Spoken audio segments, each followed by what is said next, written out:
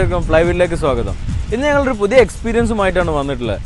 ഇതുവരെ മലയാളത്തിൽ ഒരു ഓട്ടോ ഷോയിലും അവതരിപ്പിക്കാത്ത ഒരു ലക്ഷറി കാറിന്റെ 2 വേരിയന്റ്സ് ആണ് ഇന്ന് ഞങ്ങൾ കൊണ്ടുവന്നിട്ടുള്ളത്. So sit back and enjoy the drive of Jaguar XJ.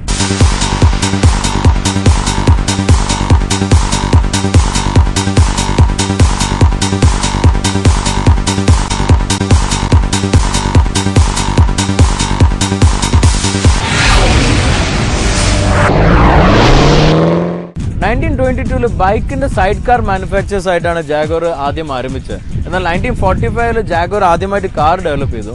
ഇന്ന് നമുക്കറിയാം 2002 ടാറ്റയുടെ അണ്ടറിലാണ് ഇപ്പോൾ ജാഗോർ ഉള്ളത്. നേരത്തെ ഫോർഡിന്റെ കയ്യിൽ നിന്ന് ടാറ്റ വാങ്ങി. അതിന്റെ ശേഷം വന്നിട്ടുള്ള ഏറ്റവും ഒരു ലേറ്റസ്റ്റ് കോൺസെപ്റ്റ് ആയിരുന്നു കോൺസെപ്റ്റ് CSF എന്ന് പറഞ്ഞത്. അതിന് ബേസ് ചെയ്തിട്ട് ഡെവലപ്പ് ചെയ്ത 2 മോഡൽസ് ആയിരുന്നുള്ളത്. അതിലൊന്നാണ് XJയും ഒന്ന് ഇതിന്റെ ചെറിയ വേരിയന്റായ XFഉം. ഇന്ന് നിങ്ങൾ അവതരിപ്പിക്കുന്ന XJ ലോഞ്ച് ചെയ്തത് 2009 2009 ലോഞ്ച് ചെയ്തു. ഞാൻ ആദ്യമായിട്ട് ഇത് കണ്ടത് 2010 ഓട്ടോ എക്സ്പോയിലായിരുന്നു. കണ്ടപ്പോൾ തന്നെ എനിക്ക് ഫസ്റ്റ് വന്ന വാക്ക് ലക്ഷറി റീഡിഫൈൻഡ് എന്നാണ്. കാരണം ഇതുവരെ ലക്ഷറി കാർസിൽ കാണുന്നതിൽ നിന്ന് ഡിഫറെന്റ് ആയിട്ടുള്ള ഒരു ലാംഗ്വേജ് ആണ് ഈ XJയിൽ ഡിസൈനിലും ബിൽഡിലും എല്ലാം തന്നെ വന്നിട്ടുള്ളത്. So it's A very different breed of A car. അതാണ് എനിക്ക് ഫസ്റ്റ് ജാഗോർ XJ കണ്ടപ്പോൾ തന്നെ മനസ്സിലായത്. ഇതിൽ മുഖ്യമായ കാരണം ഇയാൻ ക്യാമ്പൽ എന്ന ഇതിന്റെ ഡിസൈനറാണ്. Yes break all the laws of new luxury car. കാരണം അത്രയ്ക്ക് ഒരു ഫ്യൂച്ചറിക് ആയിട്ടുള്ള ഒരു ഡിസൈനാണ് XJയിൽ കൊടുത്തിട്ടുള്ളത്. To start off with front XJയിൽ വന്നിരിക്കുന്ന മെഷ് ഗ്രില്ല്. ഇത് ഒരു ജാഗോറിന് സാധാരണ ഒരു ഐഡന്റിറ്റി ആയിരുന്നു മെഷ് ഗ്രില്ല്. അതിന്റെ എല്ലാ ഐക്കോണിക് മോഡൽസിലും കണ്ടുവന്നിട്ടില്ല. അതാണ് ഇതിൽ റിട്ടേൺ ചെയ്തത്. സാധാരണ XJയിൽ വന്നിരുന്നെല്ലാം തന്നെ ടിപ്പിക്കലി ഒരു 2 പീസ് ആയിട്ടുള്ള ഒരു ഗ്രില്ലായിരുന്നു. എന്നാൽ കുറേ സ്പോർട്ടിയ മോഡൽസ് കണ്ട ഒരു ഗ്രില്ലാണ് ഇതിൽ കൊണ്ടുവന്നിട്ടുള്ളത്. ബട്ട് ഫോർ എക്സിക്യൂട്ടീവ് ഫീൽ അതിന് കൊടുത്തിരിക്കുന്ന ക്രോം ഫിനിഷെല്ലാം തന്നെ വളരെ അട്രാക്റ്റീവ് ആയിട്ടുണ്ട്. എന്നാൽ ഇതിൽ ഏറ്റവും അട്രാക്ഷൻ തോന്നിയിട്ടില്ല ഇതിന്റെ ഹെഡ്ലൈറ്റ്സ് ആണ്. കാരണം അന്ന് കോൺസെപ്റ്റിൽ വന്നിട്ടുള്ള അതേ ഒരു ലേ ഔട്ട് വളരെ ഫ്യൂച്ചറിസ്റ്റിക് ആയിട്ടുള്ള ലേ ഔട്ടാണ്. കാരണം ഇന്ന് നമുക്കറിയാം LED ലൈറ്റ്സ് എല്ലാം യൂസ് ചെയ്യുമ്പോൾ ചെറിയ സ്ട്രിപ്പ് മതി, അത്രയും പവർഫുൾ ലൈറ്റ്സ് എല്ലാം വരുന്നുണ്ട്. എന്നാൽ ആ സ്ട്രിപ്പും അതിന് പുറമെ ബൈസണോൺ ലൈറ്റിനുള്ള ഒരു പ്രൊവിഷനും കൊടുത്ത് നല്ലൊരു ലേ ഔട്ടിലാണ് ഈ ഒരു ഡിസൈൻ കൊടുത്തിട്ടുള്ളത്. അതുകൊണ്ട് ഒരു ഫ്രണ്ടിന് ശരിക്കും ഒരു പുതിയൊരു ട്രീറ്റ്മെന്റ് ആണ് വന്നിട്ടുള്ളത്. സാധാരണ ഒരു ലക്ഷറി കാർസിൽ കാണുന്ന ഡിഫറെന്റ് ആയിട്ടുള്ള ട്രീറ്റ്മെന്റ്. വേറെ താഴത്തെ എയർവെന്റിലൊന്നും തന്നെ വേറെ ഒരു ഫീച്ചേഴ്സും കൊടുക്കാതെ ജസ്റ്റ് ഒരു ക്രോം പ്ലേറ്റിംഗ് മാത്രം കൊടുത്തോടുകൂടിയിട്ട് ആകെ ഒരു ഡിഫറെന്റ് ഫീലാണ് ഫ്രണ്ടിന് ജാഗോറിന് കൊടുക്കാൻ പറ്റിയിട്ടുള്ളത്.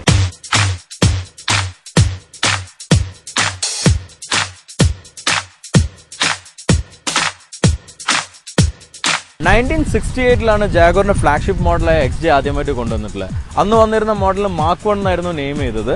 അതിന്റെ ശേഷം 4 ജനറേഷൻ വന്നു. അത് ഈ ജനറേഷൻ വരുന്നത് Mark 4 എന്നുള്ളതാണ്. This is 4th generation. എന്നാൽ ഈ ജാഗോറിനെല്ലാം തന്നെ നല്ലൊരു ലൈഫ് സ്പാൻ ആണ് XJയിലെല്ലാം തന്നെ നല്ലൊരു ലൈഫ് സ്പാൻ ആണ് ജാഗോർ കൊടുത്തിരുന്നത്. പക്ഷേ ലാസ്റ്റ് ജനറേഷൻ XJ ആയിരുന്നു ഈ ഒരു ജാഗോറിന്റെ ഒരു പേര് നഷ്ടപ്പെടാൻ ഉണ്ടായത്. കാരണം ആ XJയിൽ കുറെ ക്വാളിറ്റി പ്രോബ്ലംസ് ഉണ്ടായിരുന്നു.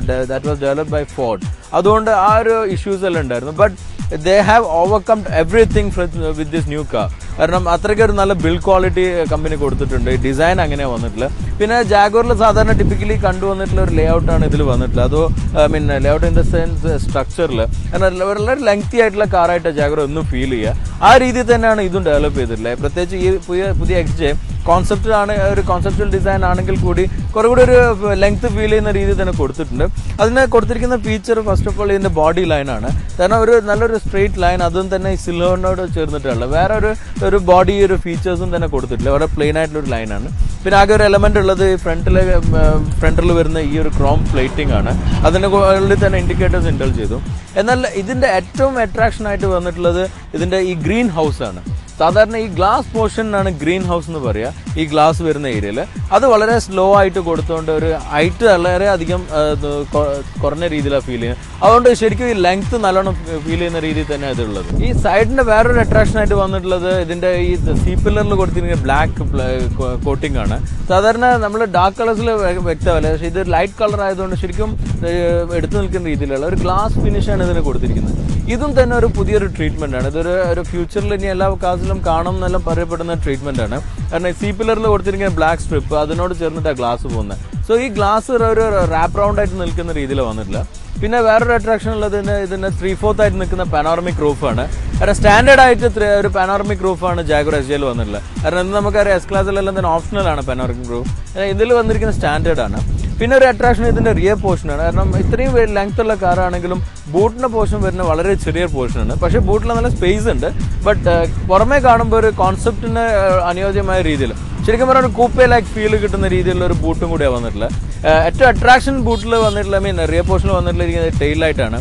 കാരണം ഇതിന്റെ കോൺസെപ്റ്റിൽ കൊടുത്തിരിക്കുന്ന ടെയിൽ ലൈറ്റ് എന്ന് പറയുന്നത് ഒരു ലെങ്തി ആയിട്ടായിരുന്നു, അതായത് ഒരു ഹൊറിസോണ്ടൽ ടൈപ്പ്. എന്നാൽ ഇതിൽ കൊടുത്തിരിക്കുന്ന വേർട്ടിക്കലാണ്. അതിന് കൊടുത്തിരിക്കുന്ന ഫീച്ചേഴ്സ് എല്ലാം തന്നെ വളരെ അട്രാക്റ്റീവ് ആണ്. കാരണം സാധാരണ ജാഗ്വറിൽ ഈ ജാഗ്വർ എന്ന് പറയുന്ന മൃഗത്തിന്റെ നഖം കൊണ്ട രീതിയിലുള്ള ഒരു 3 ലൈനാണ് ഇതിൽ LED ആയിട്ട് കൊടുത്തത്. അത് രാത്രിയെല്ലാം ഇല്ലുമിനേറ്റ് ചെയ്യുമ്പോൾ ശരിക്കും നല്ല അട്രാക്ഷൻ കിട്ടുന്ന രീതിയിലാണ്. പിന്നെ വളരെ പ്ലെയിൻ ആയിട്ട് റിയറും അതിന് സെൻട്രലായിട്ട് ജാഗ്വറിന്റെ ലോഗോയും കൊടുത്തു.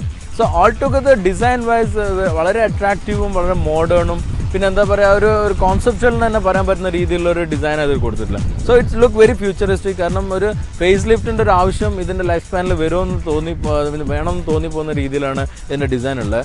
So the Jaguar has break the law of luxury cars design എന്ന് വേണം പറയാൻ.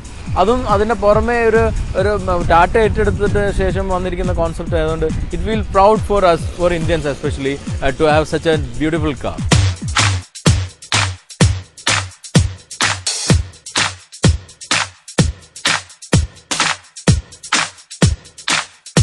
ഈ ജാഗ്വറിന്റെ ഡിസൈൻ അനുയോജ്യമായ നല്ല വീൽ ഡിസൈൻസ് തന്നെ കമ്പനി കൊടുത്തിട്ടുള്ളത്. ഇന്ന് ഞങ്ങൾ ടെസ്റ്റ് ഡ്രൈവ് ചെയ്യുന്ന വെഹിക്കിളിനുള്ളത് 5 ട്വിൻ സ്പോക്ക് ആണ്, 19 ഇഞ്ച് അലോയ് ആണ്. സ്റ്റാൻഡേർഡ് ആയിട്ട് വരുന്ന 19ഉം പിന്നെ 20ന്റെ ഓപ്ഷനും ഉള്ളത്.